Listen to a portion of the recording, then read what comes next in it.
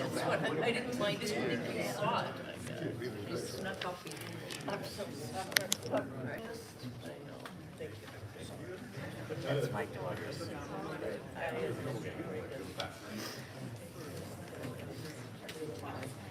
Trying to do all my crying with you. Thank you. Yeah, I know. Thank you. Thank you, I really appreciate that. Hi, Bob. Thank you so much. Yeah, well, eventually we'll be doing some new places. I had a couple of questions, but we'll talk about it. I'm gonna be there for another week or so before I go home.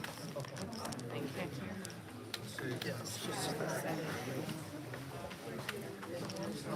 Both my sister and brother, my sister's basically end of an era.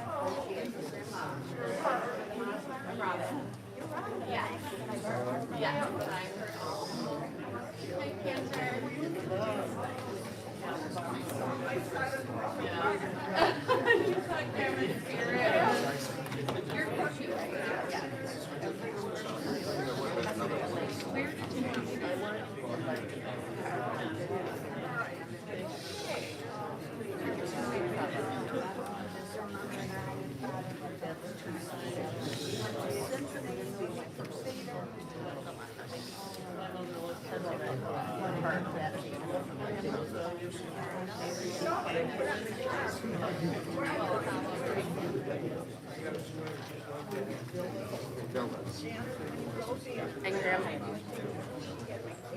Okay, I should have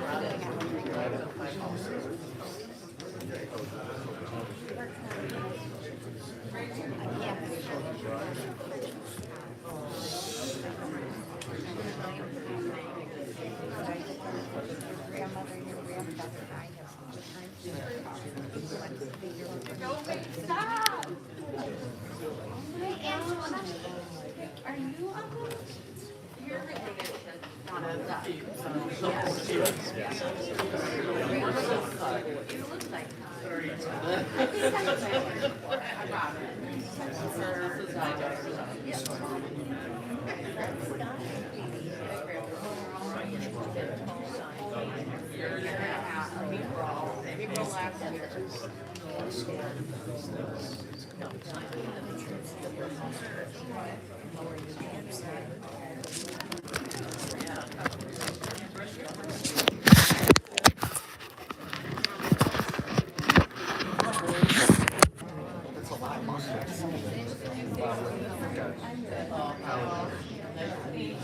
I mean, I'm 40. What else can I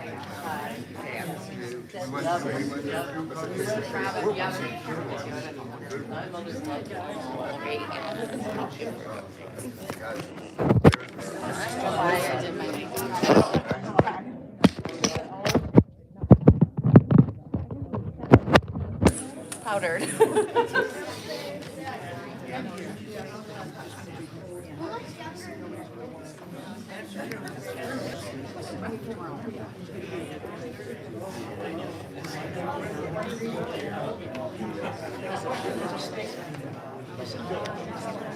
I'm listening.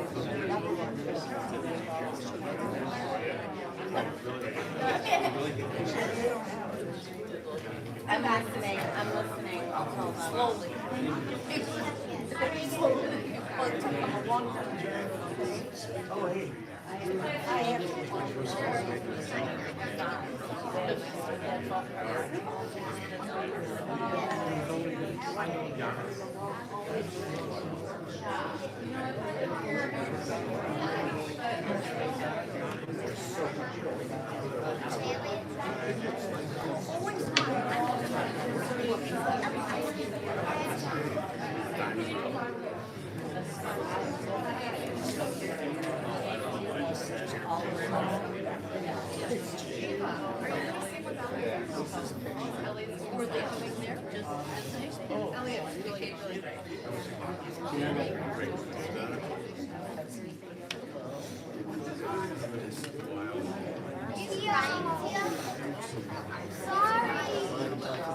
I know. Every time I call her, she cries. And then when I call her, thank you for representing the Block family. That's Fred right there. I know. No, it's And now you're pregnant. Oh, yeah. I was talking to her. So lucky. Can I say hi? I'm Gigi. Great. Sorry that Wait. And then there's Rod. Hey, Rod. This is Elliot. Kelly done it there. No, that's I met her down there.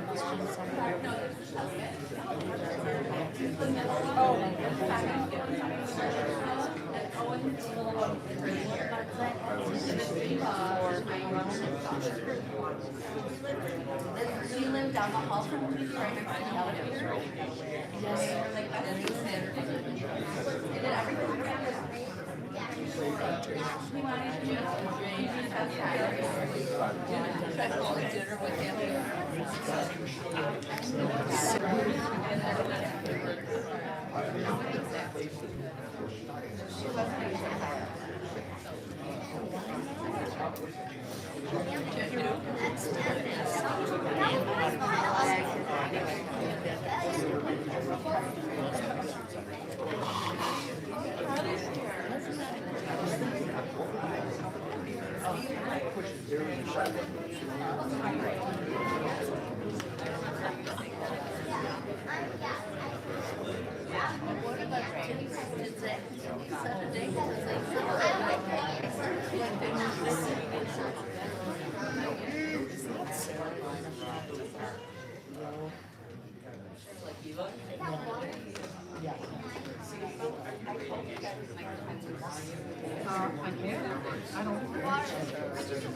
Really, it's 6 cents. Thank you very much for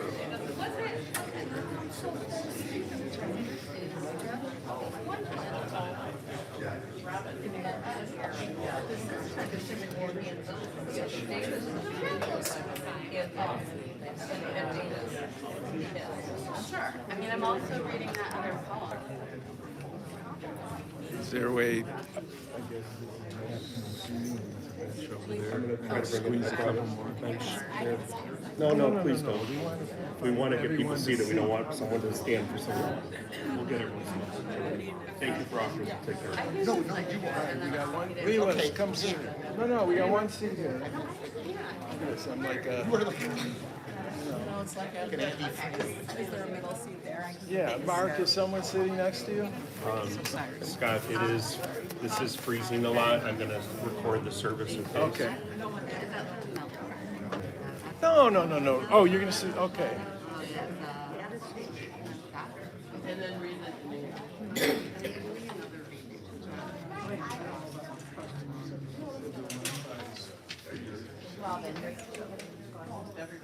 Andrew, another minute, please.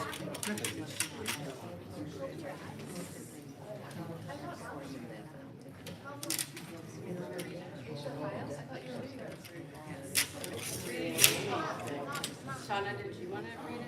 No. Thank you. Okay, I don't know when you'll be able to tell me when. Oh, okay.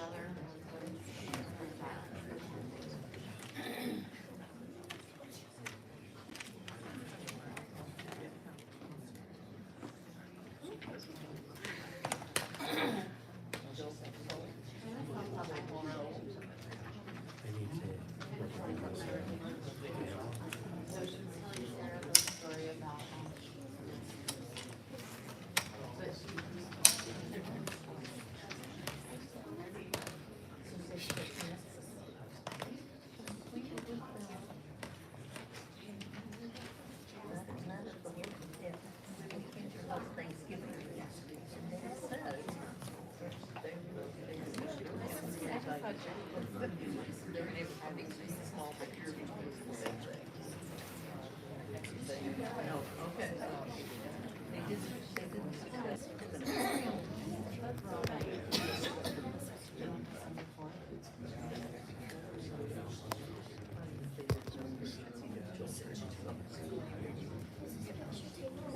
Have they said it?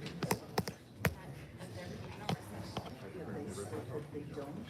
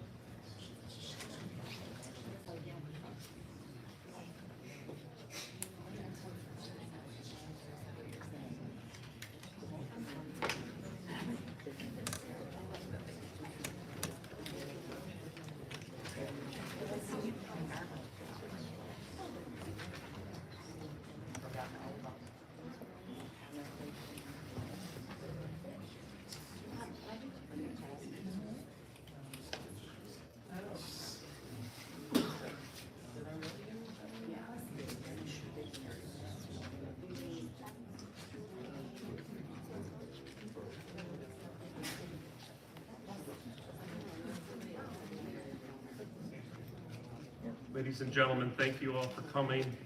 Please put your cell phones to silent mode at this time. The service will be conducted by Cantor Stephen Stork.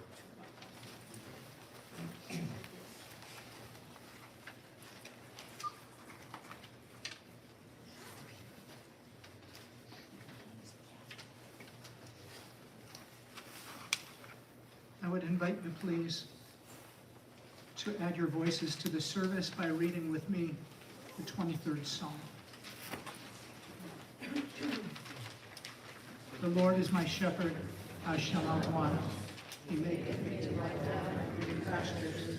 He leadeth me beside the still waters. He restoreth my soul. He guideth me in straight paths for his name's sake. Yea, though I walk through the valley of the shadow of death, I will fear no evil, for thou art with me. Thy rod and staff they comfort me.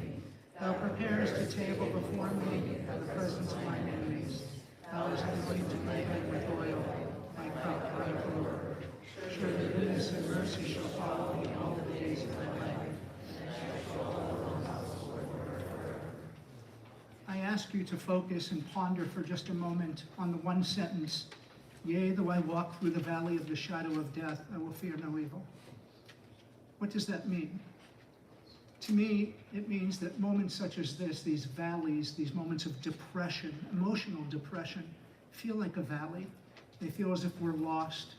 There's a gloom, there's a darkness, there's a cloud, a shadow of death that we all have to begin to contemplate as we live our lives. We know ultimately a day will come for us, such as a day like today. But the psalmist says we will get through that valley. We shall make our way through because we have love, we have family, and we have faith. I ask you to think about that as I chant the song in the Hebrew. Mizmor leDavid, Adonai ro'i lo echsav, menadeh sheyarbetzeni al mei menuchot yinahaleni. Nafshi yeshovav yanchei v'marlei tzedek leman shemo. גם כי ילך בגיא צל מוות לא ירא כי אתה עמדי. שבטך ומשענתך המה ינחמוני. תערוך לפני ישולך נגד צוררי. תשענת בשמן ראשי כוסי לוויה. אתה בחסד ירדפוני כל ימי חיי. ושבתי בבית אדוני לאורך ימים. The realist of our traditions, named Ecclesiastes, writes these words: L'kol zaman ve'et l'chol chefetz tachat hashamayim, et laledet ve'et lamut, et latat ve'et la'akor natua, et livkot ve'et l'schok, et tzfod, et rakod. There's a time for every purpose under the heavens. Within our lifetime, we will find days for birth and days for death. Times for planting and times for harvest. Times for love, times for discord. Times for laughter, times for tears. Times for dancing, times for mourning. Time to speak, time to sit quietly within meditation of our thoughts. This time of mourning is complex. It's sad. There is a significant and a palpable loss in your hearts. But there's a lot of memories of laughter and joy and love, because Barbara was an Eshet Chayil. She was a woman of beauty and of valor. I invite Robin to share this reading with us.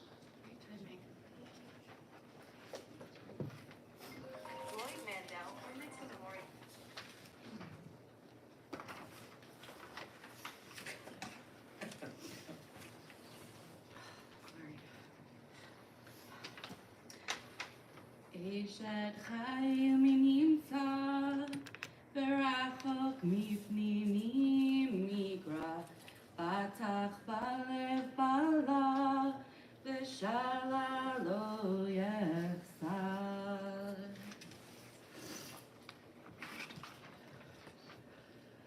A woman of valor, who can I find? Her worth is far above jewels. The heart of her husband trusts in her, and nothing shall he lack. She renders him good and not evil all the days of her life. She opens her hand to the needy and extends her hand to the poor. She is robed in strength and dignity and cheerfully faces whatever may come.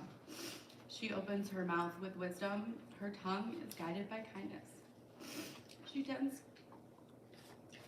to the affairs of her household and eats not the bread of idleness. Her children come forward and bless her, her husband too, and he praises her.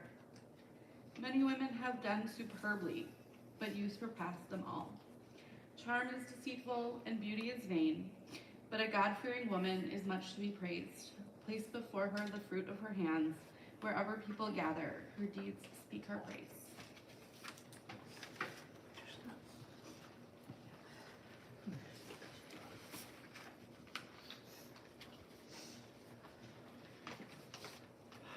I'm told that Barbara missed hearing the final portions of last week's Shabbat service. And as is appropriate liturgy to use at the end of one's life, I'd like to begin the service with just the final portion of Adon Olam. Biyado afkidruti, me'tishan v'ya'ira, V'imruchi geviati, Adonai li Elohim. Words translating to, thou shalt not fear, for I am in God's hands.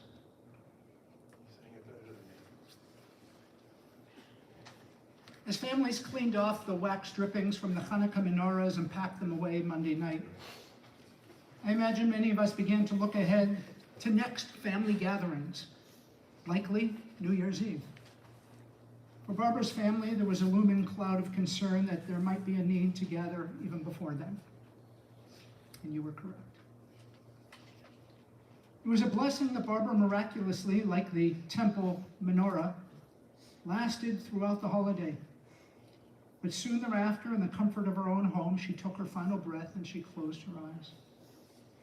Dorothy Gale from Kansas closed her famed Wizard of Oz film with the words, "There's no place like home." You assured me that your mother felt the same way. It was in that same, now sacred space that I understand other family members had taken their final moments. How tragically numbing losing Marcia and Dick were to Barbara. But when you think of that home, it's also in that home that you have so many of your memories that were built. You can recall it as an epicenter for family to gather for certain holidays. You can still smell the aroma of her freshly made mandel bread. You told stories of spending your summers at the neighborhood camp and in the local pool to which your mother would accompany you. It was a home in which she and Dick would learn the key to happy marriage: compromise. Based in some part due to the differential of their upbringings, hers much more observant of Jewish dietary laws and customs, and his, not so much. The home in which she grew up was also special to her, you taught me. Daughter to Asher and Peggy, she grew up with her brother Donald, who sadly had passed on too soon. He and Barbara, as siblings, always sought the very best for one another. And when it came to caring for their parents, you said they were a united tandem. And when he passed, Barbara loyally continued to stay close with his family. The family was tight-knit, and you always came together for so many days and for so many reasons. Her family, for one, all worked at the Sonnenfeld grocery store, a small family business on Irvin Park. And there, Barbara learned the lessons of an honest day's work and a strong work ethic. Passover at their home was quite the affair, too. It was related to me. When Barbara matured, she went off to DePaul, where she would meet Dick. They met while in a theology class, often the only two Jews likely, sitting in the back row together, trying to comprehend the theology of the Catholic University. Dick, a bit older than she, was home from his military service in the Air Force on the college GI Bill. She would attain her business administration associate degree and start working in a law office. She would be blessed thereafter with her first child, Janet, and Marcia and Scott. She stayed home during your toddler years, you told me, but then ended up going back to work at Montgomery Ward's catalog department. She and Dick adored their time together, their lives together, their travel together, especially to Israel, and also enjoyed playing golf and had fun appearing in various synagogue holiday skits. They worked in tandem to afford you, their children, opportunities for bar and bat mitzvah, as well as making sure you could be in college, go to college. They did countless kindnesses for their grandchildren, their great-grandchildren. They seemed to, you said to me, share similar values and were true partners in life. Her life had been filled with blessings, and she was even totally cognizant in blessing of her journeys until she came to her journey's end, and thus was able to face it and close out with dignity. She yet was speaking to you about options for physical therapy and even surgery if necessary to heal her. She just didn't want to give up. She sought and had every reason to want to live more, notably due to the love that she was blessed to have from all of you, her family. That extended as well beyond her own home to cousins and friends that she considered family in her heart. Of course, the love she shared with Dick for 72 years, the love she shared with her children, Janet, Marcia, blessed memory, Scott and Katie. Cherished grandchildren, Aaron and Shauna, Rachel and Jonathan, Robin, Brian, Sarah. And those precious great-grandchildren, Simon, Elliot, Owen, and Ava. She fondly recalled her brother, Donald and Shirley, and nephews and niece, Bob, I believe of blessed memory, Dan and Allison, Amy and Matt. Family also considered Fanny Maldonado as a member of the family for her compassion and her care over these past 6 years when she cared for both Dick and Barbara, having been introduced to them one day through the VA. Her friendships arched from those that she marinated since high school to those from B'nai Emunah Synagogue and her teammates on the Sisterhood bowling team. She had distant friends who now live in Florida and Phoenix with whom she spoke to regularly, and neighbors that she adopted into her life, who I understand were heartbroken when they heard of her passing. Barbara also had friends she acquired from her time with Dick in the Smiggle Golf Club, if I got you right. and those in her mahjong club, who I'm told liked her, even though I heard she often cleaned up, according to her. Barbara was loyal and was even known to be, at age 93, still driving her friends to the beauty shop and shopping centers I'm not sure their children knew about that. So many of people have reached out to the family professing that Barbara was their best friend. She retained good friends because she was a good friend. You said she was a great listener. She was reliable and someone who genuinely cared about others. Her children noted that the trait seemed to have been bequeathed to her by her father, who had a very cordial and welcoming aura about him. Even coined to be the Jewish Santa Claus because of the amount of baseball cards and candies that you shared with me he would give away to the neighborhood kids and all of the funny songs that he would sing. I wish to also shed light on another special core of friends to Barbara, whose genesis was their friendship with Marcia, but who then became attached to Barbara as well, and many of them stayed in touch and devoted to one another, staying in one another's lives these past years. No doubt she acquired new friends from Hadassah group she joined, as well as through the sacred work she did with the breast cancer charities in which she took part, primarily, of course, in Marcia's memory.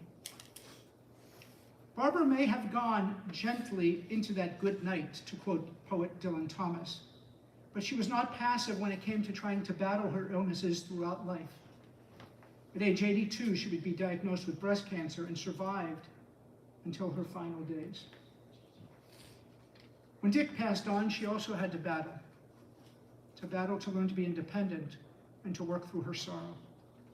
Though seemingly implausible after such a lovely life together, Barbara, a fan of Broadway shows and music of the Sinatra era, followed the lead of the lyrics from the film Swing Time, starring Fred Astaire and Ginger Rogers.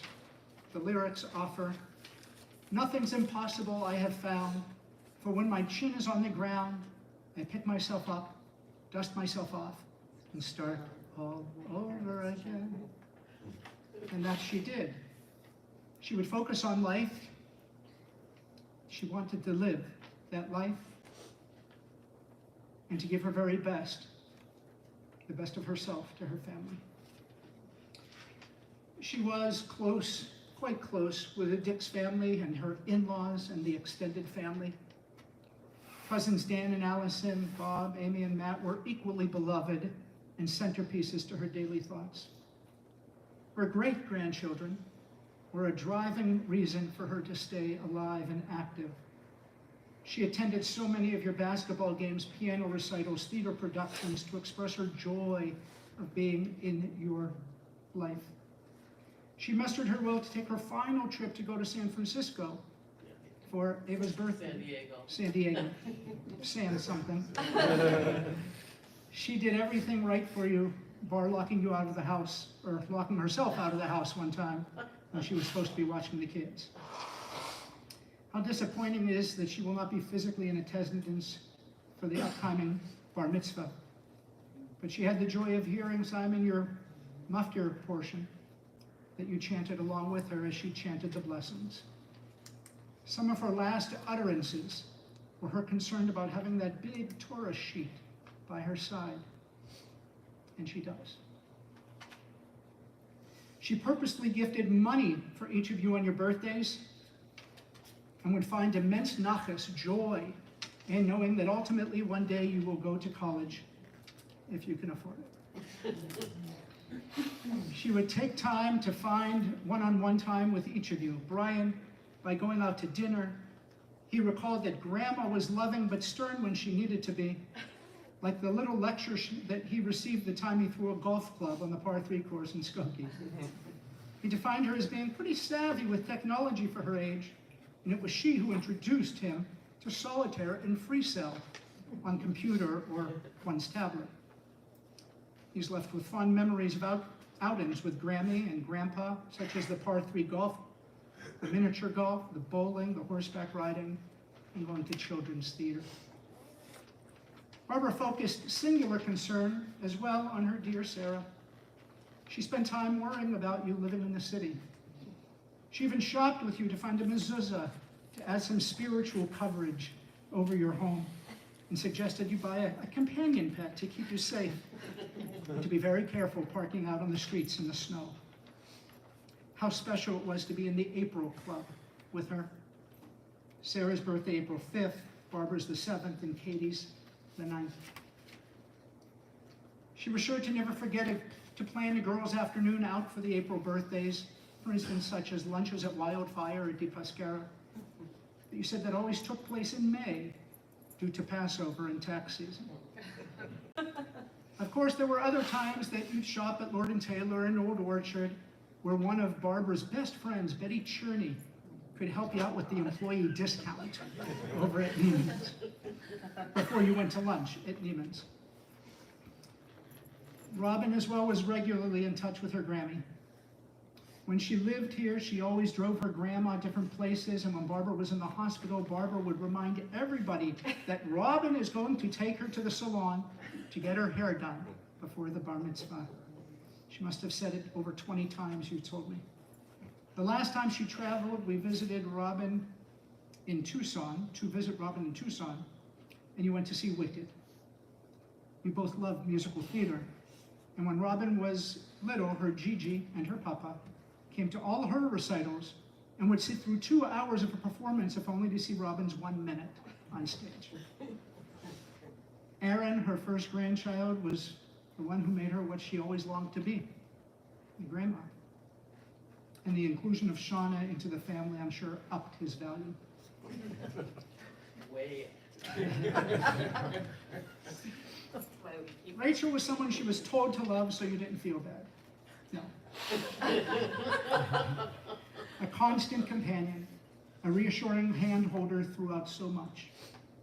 Having recently recited, I'm told, Shabbat and Hanukkah blessings together will remain a emblazoned memory in your mind. The way that you and your family absorbed her into every aspect of your family's life is a glorious mitzvah, and valuable to not only her, but to you and the boys. Jonathan, I wasn't at your wedding to Rachel, but when you married into this family, you married in. When you said if you did or not in spirit, you did. When you said I do under the chuppah, it turned into you did.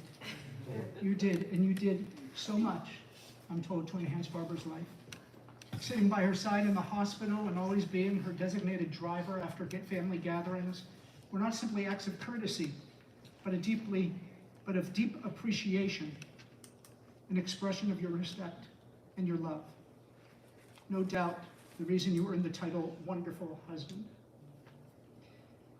We're going to hear from family at this time, Rachel, Jonathan, and then Scott, who will invite up some other family members to read a few brief tributes.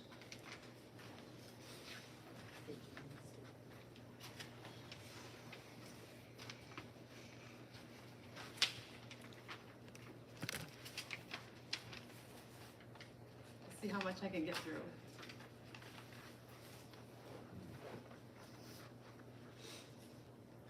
Maybe not.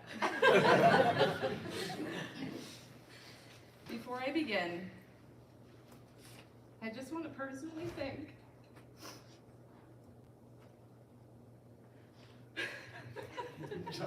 that's it. Fanny.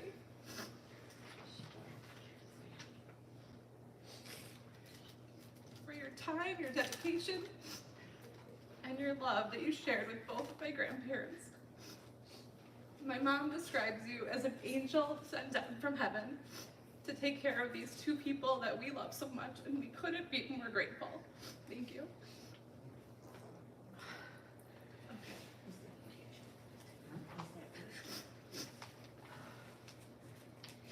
Did I tell her enough? Did I tell her how much I loved her? How amazing I thought she was? Did I tell her I was proud to talk about her because she was such a strong woman? A woman who, like most others, has dealt with tragedy in her life. But unlike so many, she carried on. She found purpose and she found joy for 93 years. Did I tell her I looked up to her, a woman with characteristics that I continue to strive for? Strength, dedication, loyalty, and humor? Did I tell her how great of a grandmother she was, and a great grandmother too? Did I tell her I was so grateful for all her support of me, my children, and that wonderful husband of mine? Did I tell her enough? I have some really fond memories of my childhood that involve my grandma. I remember times where my siblings and I would have sleepovers at their house on Latrobe and Skokie. We'd walk to Bumpkins together on the corner, and we'd bake cookies together. They were these little sugar cookies, I remember, and we'd dunk them in the rainbow sprinkles. I remember that mine and Robin's love for The Sound of Music started in that same house. We would watch it every time we were there. I remember her coming to gymnastics meets and diving competitions. She was always there for the moments. All the mitzvahs, of course, with her crew, Betty and Ina. She wouldn't miss our wedding in 2005 in Lake Tahoe, even though we made everyone fly across the country. She was there for the births of my children and almost held her tongue when we shared their names. Simon Oscar. Oh, that's interesting. Did I tell her enough? I know I told her, but was it enough?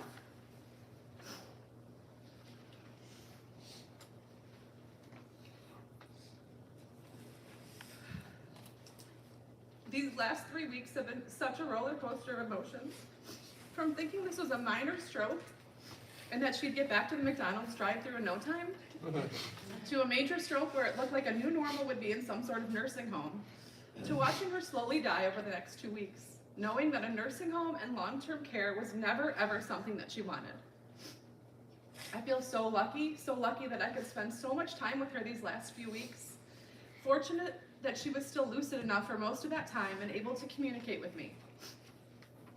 She didn't live so long that she was suffering much, but long enough that we could all say goodbye and have some amazing moments with her. I want to share a few of those moments, some of which the cantor already alluded to. She kept saying she didn't want to be a bother to us. She told me how grateful she is to have had her children and grandchildren around her, and that she knew she could always count on us. In the past, she told us countless stories of friends who had estranged family members, and she was so lucky that she always had her family nearby. I did tell her how strong I thought she was, and she said it was because of her family, of this family. I wanted to keep her as calm and comfortable as possible. I sang the prayers for Shabbos candles and Hanukkah candles to her last week, and she sang with me almost every single word. My son Simon read his Maftir Aliyah that he's been practicing so hard for next to her bedside. She said the prayers before and after the Torah readings as best as she could. She wanted so badly to be at the bar mitzvah. And that's one of the toughest things of all this. But how can you ask for more? She had 93 independent, full years of life. So few can say that. Did I tell her enough? Do we ever tell the people we love enough? I hope she felt my love when I was sitting at her bedside holding her hand, singing the prayers together. I hope it was enough.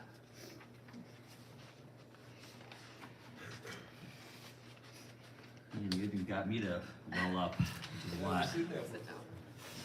It's fine. Good morning, I'm Jonathan Lavin. I'm Barbara's grandson-in-law.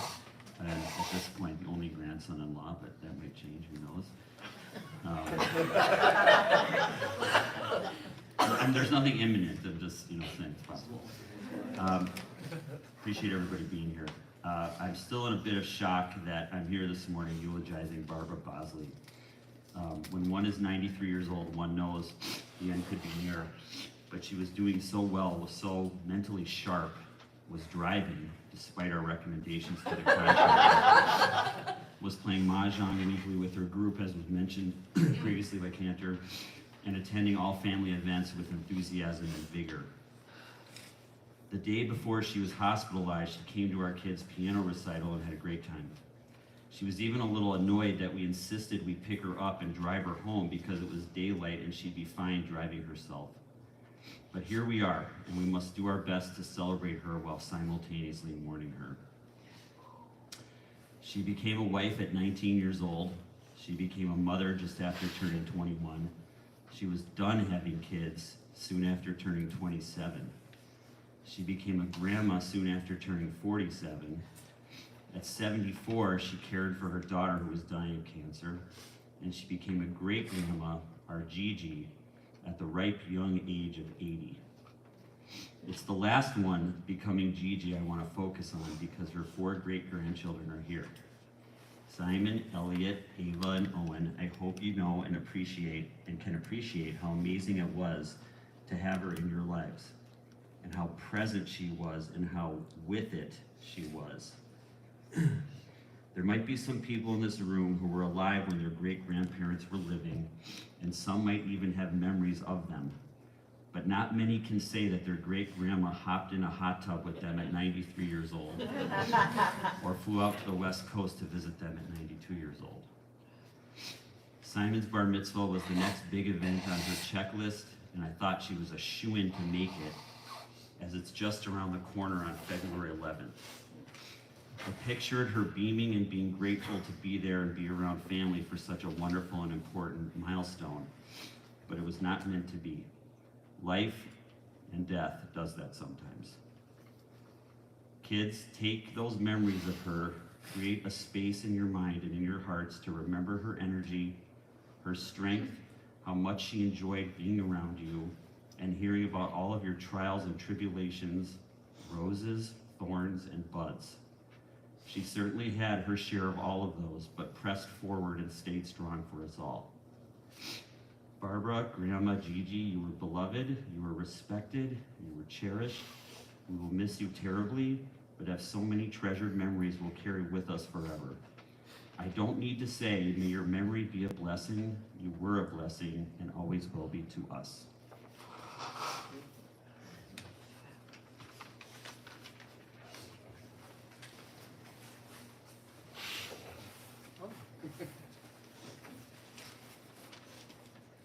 Cantor just told me we're looking good on time, so I'm gonna ad-lib a little. Just a minute or so, because my Papa Asher was mentioned, bringing candy and baseball cards to Latrobe Street on Sundays when they visited. And one of those beneficiaries is here today, Rick Cantor. He mentioned the relationships that were maintained from Marcia's friends to my mom and dad, and Phyllis Azriel is here. He mentioned one of her best friends, Betty Cherney, and Betty's grandkids are here, JJ and Charlie. And he mentioned Wildfire, and one of our best friends and next door neighbor, Howard Katz, is here also, like he's always here for us. So, thank you for the extra minute. And thank you. And also the neighbors in the building, the Mahjong group is here as well. So, I'd first like to thank Katie, my sister Janet, my niece Rachel, for going way above and beyond and helping me with my responsibilities these past 25 days. Cantor Store as well, and thank you all for coming. Though we might have a fairly large extended family, our immediate family is relatively small. My mom had 2 nephews, her only sibling Don and his wife Shirley had 2 sons. My cousin Bob Sonnenfeld of blessed memory, and my cousin Dan, who lives in Portland, Oregon. She had 1 niece from my dad's only sibling, Tom, my cousin Amy, who lives in Los Angeles. My mom was both of their only aunt, and they both wanted to desperately be here with their families today, but unfortunately, due to the logistics of last-minute holiday travel, could not make it. But they both sent loving messages that will now be read by, first, Brian will read Dan's thoughts, and Janet will read Amy's thoughts.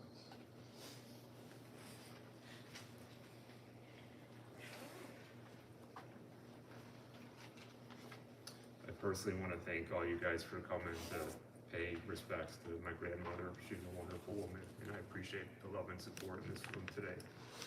Now to Dan's thoughts. I only ever had one aunt, my dear Aunt Barbara. What a dynamo she was. Her energy was unlimited and boundless. As busy and productive as she kept herself. The family always came first, and all of us Sonnenfelds knew it. As a young boy, I remember all the Thanksgiving meals she single-handedly cooked in Skokie.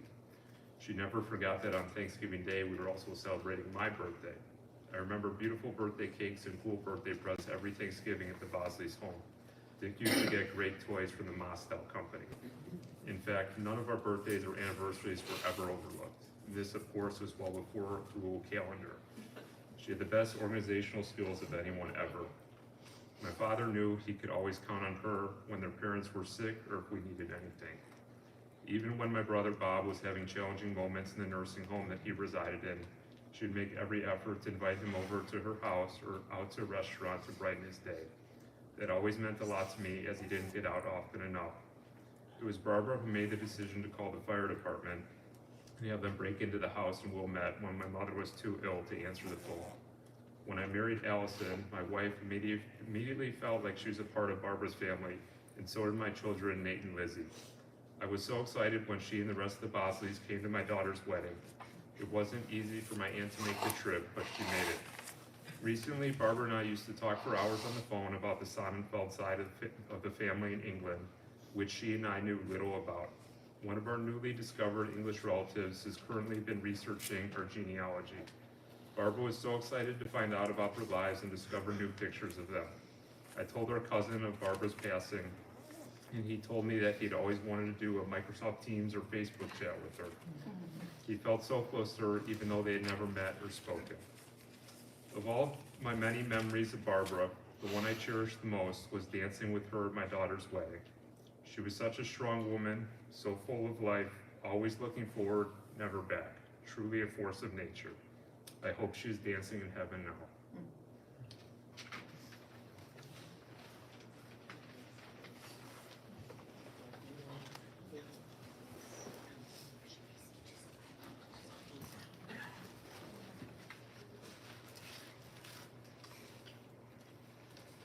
This is Ava, my emotional support granddaughter. Before I start, I want to add a few thank yous of names that weren't mentioned. Scott mentioned her friends in the building. I want to thank Roz Corky and Elaine for being here. I know how much she meant to you and you meant to her. And she's going to miss you as much as you're going to miss her. And I want to thank Bill Levitan, her dentist, but also a very close friend who was one of the remaining Smiggle children that Cantor mentioned, the golf group that my dad and also the women got together with every Sunday and took trips. And I also want to thank my best friend Wendy for me and her husband Mark for being here and taking care of my dog these last 4 weeks because I couldn't bring her to the apartment. I'm reading words from my cousin Amy, who couldn't be here because her family was on vacation. For my Aunt Barbara, the Bosley clan tends to be somewhat inconvenient when they shed this mortal coil. Aunt Barbara and Uncle Dick were in LA when Grandma Dora passed, and they had just returned home from Ethan's bar mitzvah when my father succumbed. I was sitting on a plane on the tarmac at O'Hare only 90 minutes after my final visit with Uncle Dick when Rachel texted me the news. And now I'm writing this 1 hour into a 13-hour flight home from a family trip that was planned 2 years ago and rescheduled 4 times due to COVID.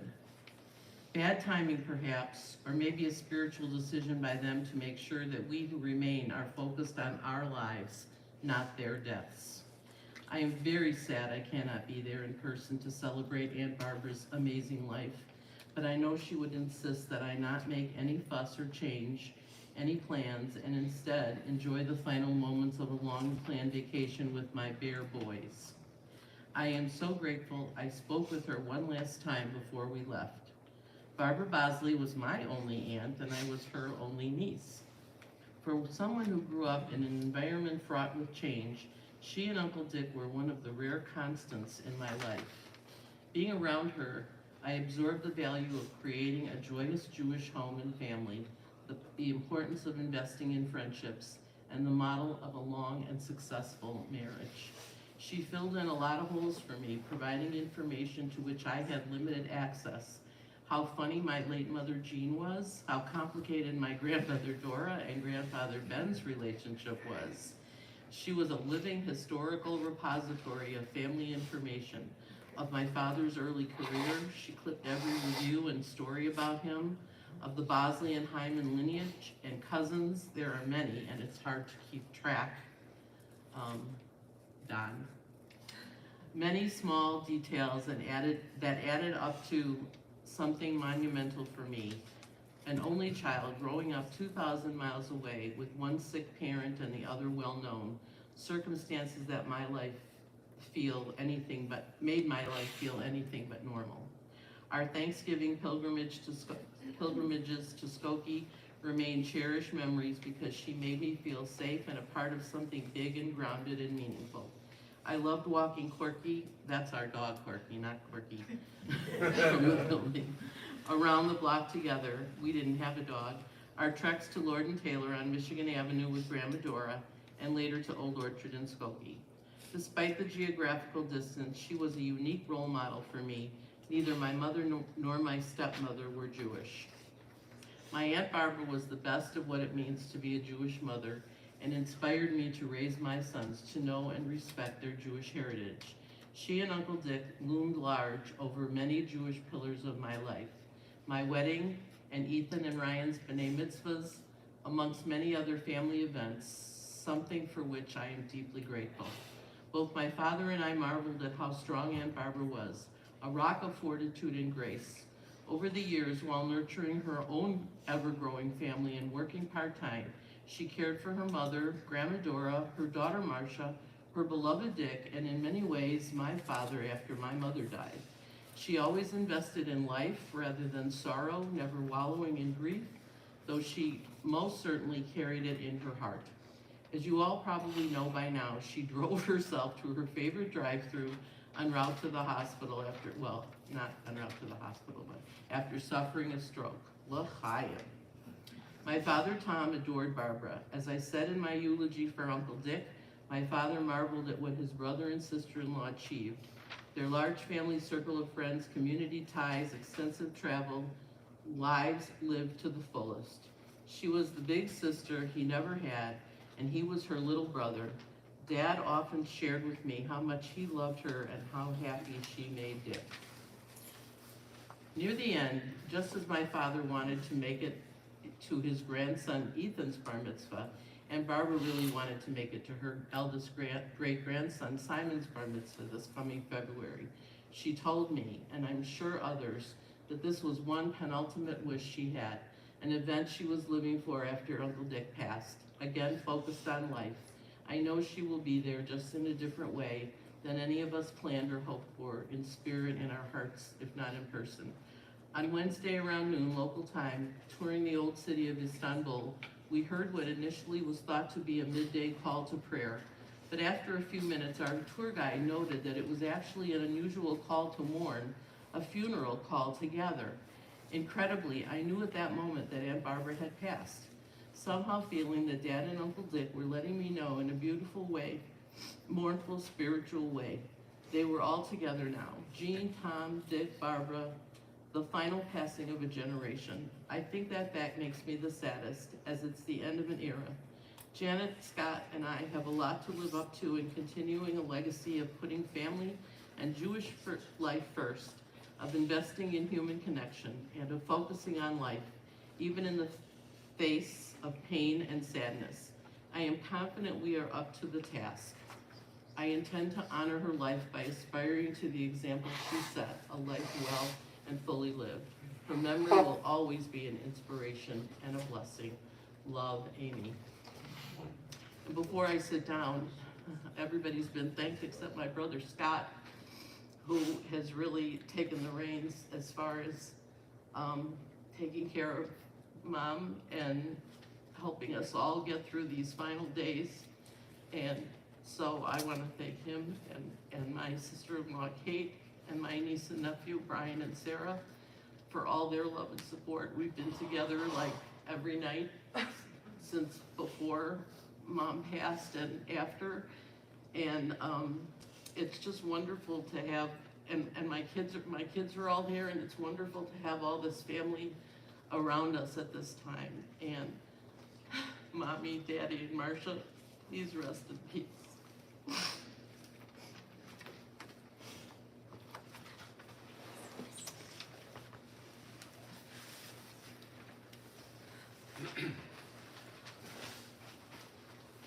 A little over a year and a half ago, we gathered to memorialize and honor my father. My mom was so impressed and so proud of the tribute I delivered that day that just a short time later, she handed me this piece of paper and said, "Here, just read this at my funeral." Wish she didn't say, "I don't want you to speak at all."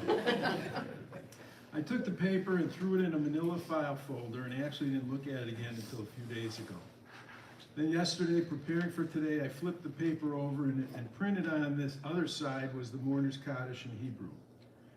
Clearly, she had been introduced to this poem at another funeral service.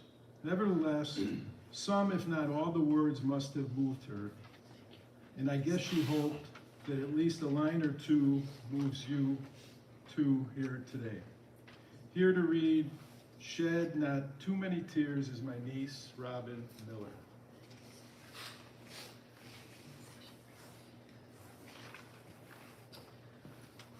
I apologize for whatever state my makeup is in.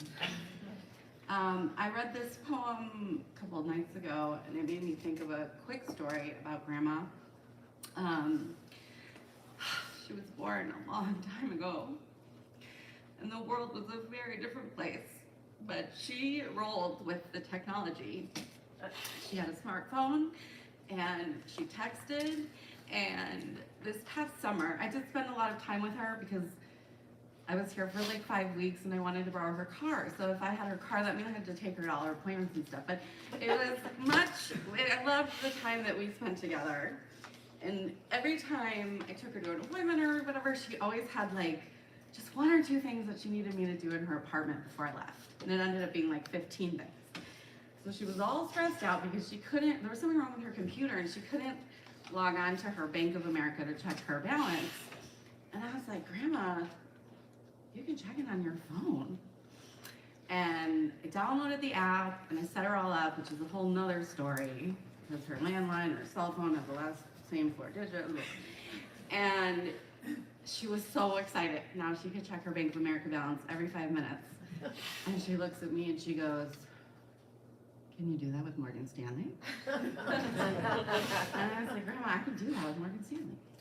But the thing that reminded me about her, that this poem reminded me of, is that, so after Grandpa died, she would always sign her texts with 2 emojis, at least to me.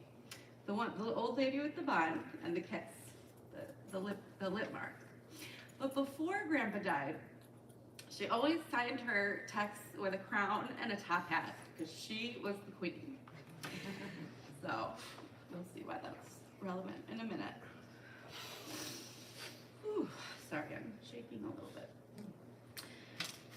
Shed not too many tears, and we all apologize we could not find the author.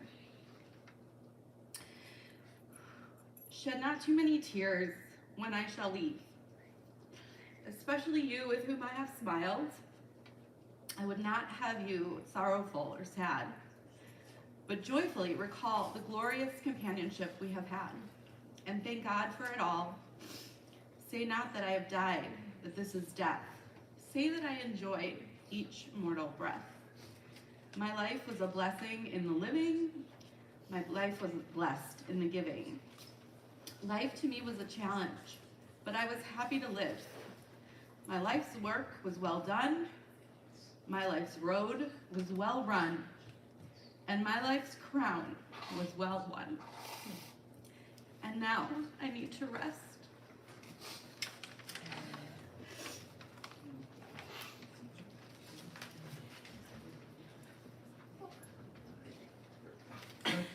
My mom had a favorite saying, I believe reserved for me, maybe Janet and a few others as well. She probably lifted it from somewhere as well as the poem. It goes back, probably I can remember as far as high school. When one night I came home from working at the shoe store in Old Orchard, she and my dad were waiting for me at the front door with a not so jovial look. And I don't think it had anything to do with the score of the Cubs game that day. Why did the police call asking about your presence at a street fight that past Saturday night where a car's side view mirror got broken? And so over all these years, through any disappointments and disagreements, my mom would look at me and say, I might not always like you, but I'll always love you. Mom, I'll always love you too.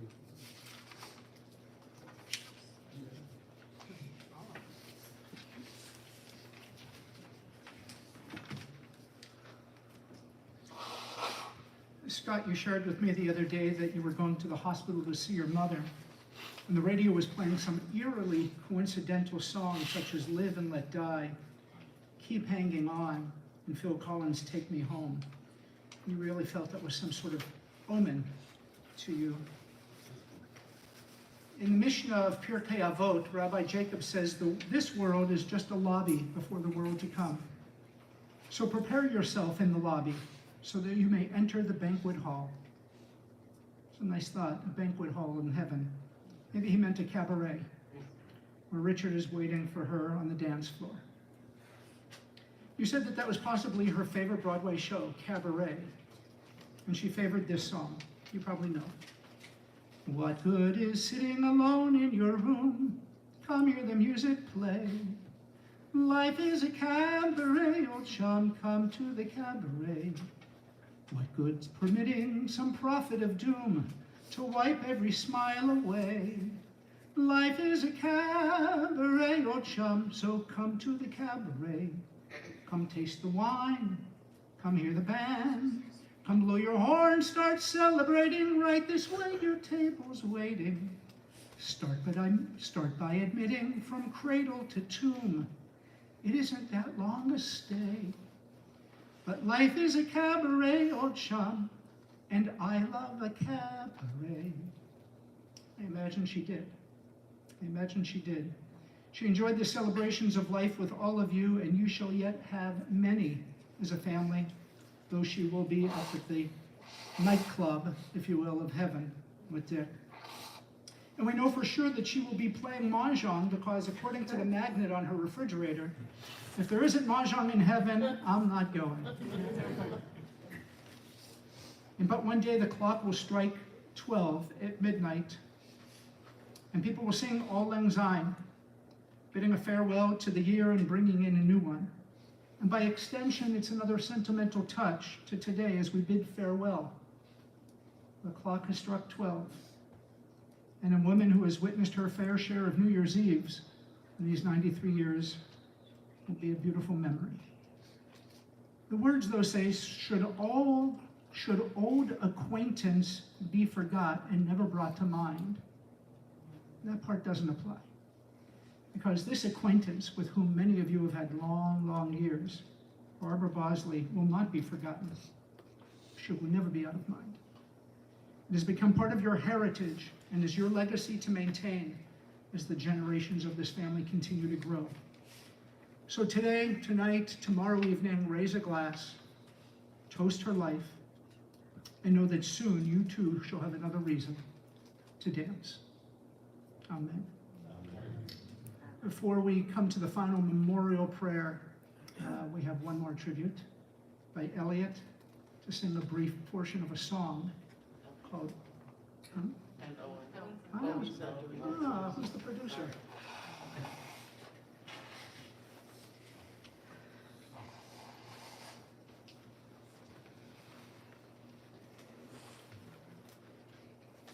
Remember me, though I have to travel far.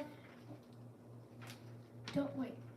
Remember me, though I have to say goodbye. Remember me. Don't let it make you cry. For even if I'm far away, I hold you in my heart. I sing a secret song to you each night we are apart. Remember me. Though I have to travel far, remember me.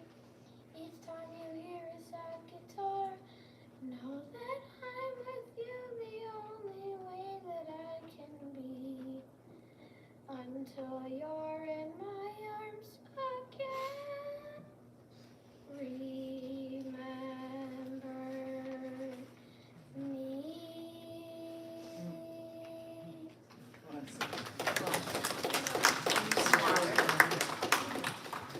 All right, I'm not singing again. Well, maybe one more thing. It's a memorial prayer. Would you please stand?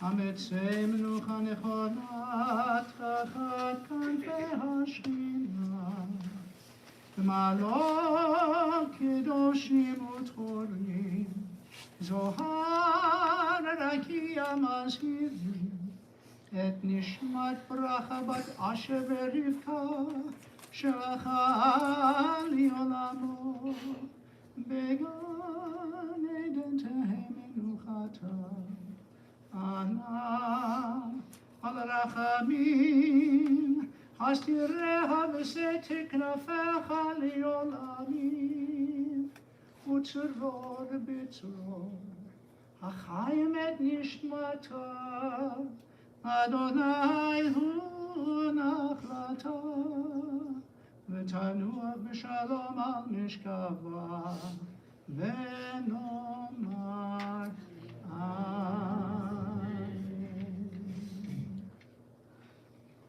Almighty God, send comfort to your children who grieve. Overcome by this loss, they may need your help to focus on the triumph and the joy in Barbara's life. Help them to meet this day of grief with courage, to face sorrow undaunted, and to treasure what is their legacy because she has truly lived life with them. Should despair threaten or faith falter, sustain them all, dear God, as a refuge and a strength and ever-present help in troubled times. May this beloved woman find peace in your eternal embrace as her soul becomes bound up in the bonds of life eternal. May the next time this family have reason to gather only be a day of sweetness. Amen. Please be seated.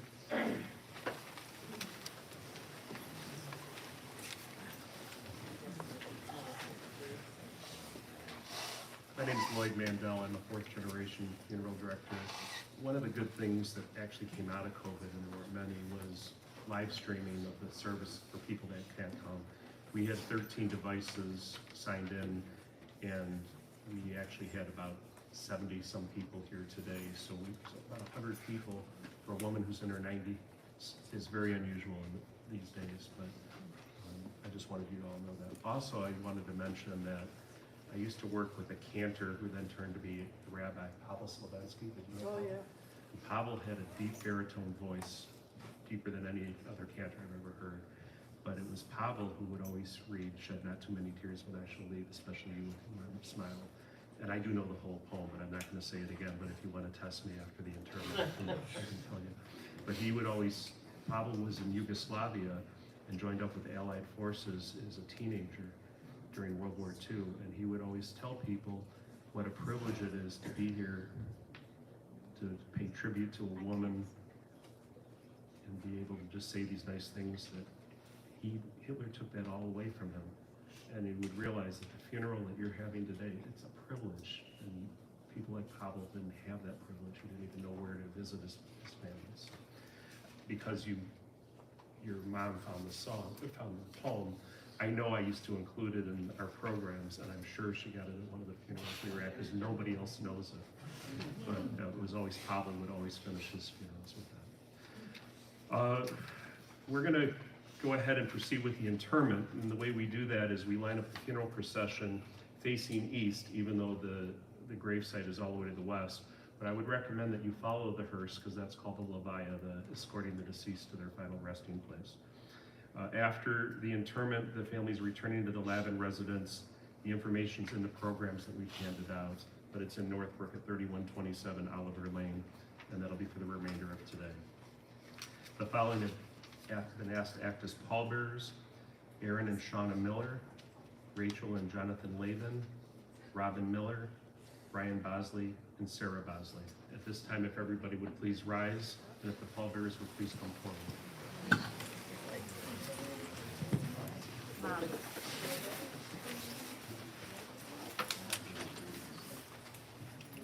Pallbearers, initially we're going to have you follow because of being very narrow here.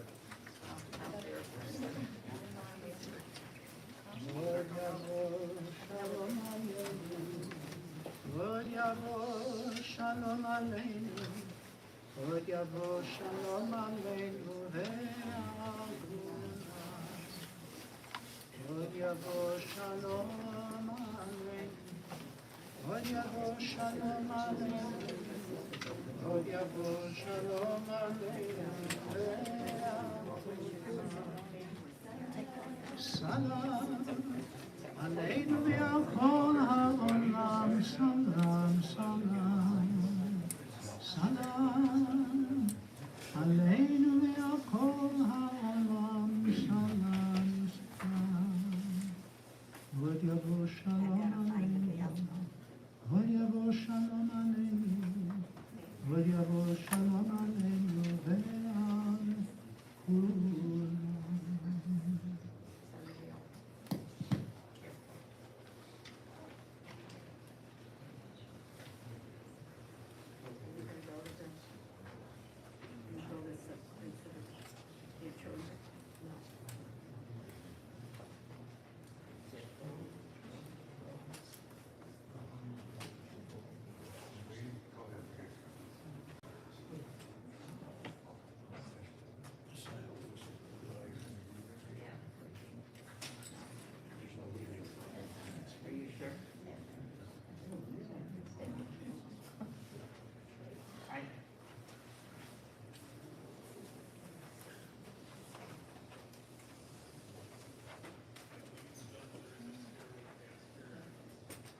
It is showing the fact that there's no elevator here, which many of you have come down. There's always also a stairwell, if anybody feels that they're up to walking a few stairs.